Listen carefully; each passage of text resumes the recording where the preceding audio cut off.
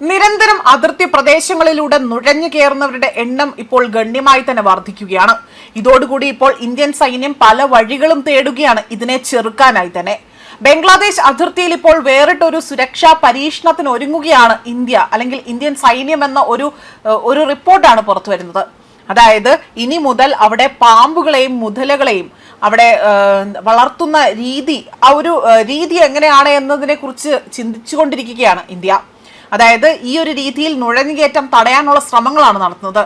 ഇരു രാജ്യങ്ങളും പങ്കിടുന്ന 4096 കിലോമീറ്റർ അതിർത്തിയിൽ ഏകദേശം 175 കിലോമീറ്ററോളം പ്രദേശം നദികളും ചതുപ്പുകളും അവിടെ നിറഞ്ഞതാണ്. ഇത്തരം വേലികെട്ടൽ സാധ്യമല്ലാത്ത മേഖലകളിലാണ് ഇന്ത്യ ഈ പരീക്ഷണത്തിന് ഒരുങ്ങുന്നത്.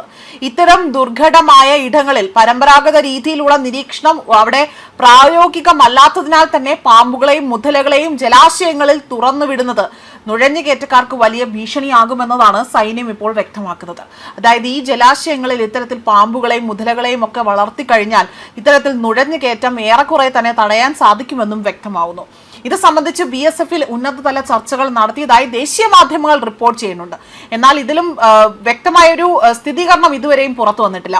നുഴഞ്ഞുകയറ്റം തടയാൻ ബംഗ്ലാദേശ് അതിർത്തിയിൽ പുതിയ പരീക്ഷണവുമായി ഇന്ത്യ രംഗത്ത് വരുന്നത് ഏറെ ചർച്ചാ വിഷയമാവുകയാണ്.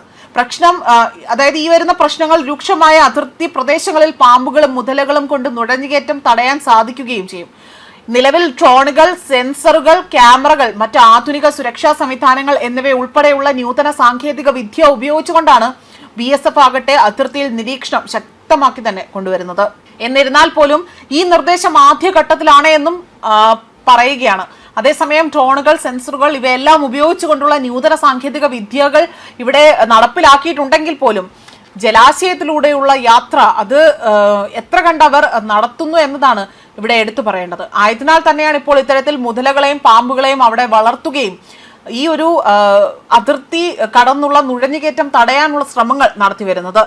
ഈ വർഷം ജനുവരിയിൽ BSF സൈനികരാകട്ടെ പശ്ചിമ ബംഗാളിലെ നാഥിയ ജില്ലയിലെ ഇന്ത്യ ബംഗ്ലാദേശ് അതിർത്തിയിൽ സ്വർണ്ണക്കടത്തുകാരനെ പിടികൂടിയ ആ ഒരു പശ്ചാത്തലത്തിലാണ് ഇപ്പോൾ ഇത്തരത്തിലൊരു പുതിയ ഒരു പദ്ധതിയുമായി സൈന്യം രംഗത്ത് വരുന്നത്.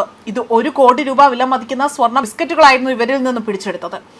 മാത്രമല്ല 2025 നവംബറിൽ നടന്ന മറ്റൊരു സംഭവത്തിൽ അതിർത്തി കടന്നുള്ള കള്ളക്കടത്ത് ശ്രമം തടയുന്നതിനിടെ തന്നെ BSFനെ വെടിയേറ്റുകൊണ്ട് കള്ളക്കടത്തുകാരൻ മരിച്ച സംഭവം വരെ റിപ്പോർട്ട് ചെയ്തിരുന്നു.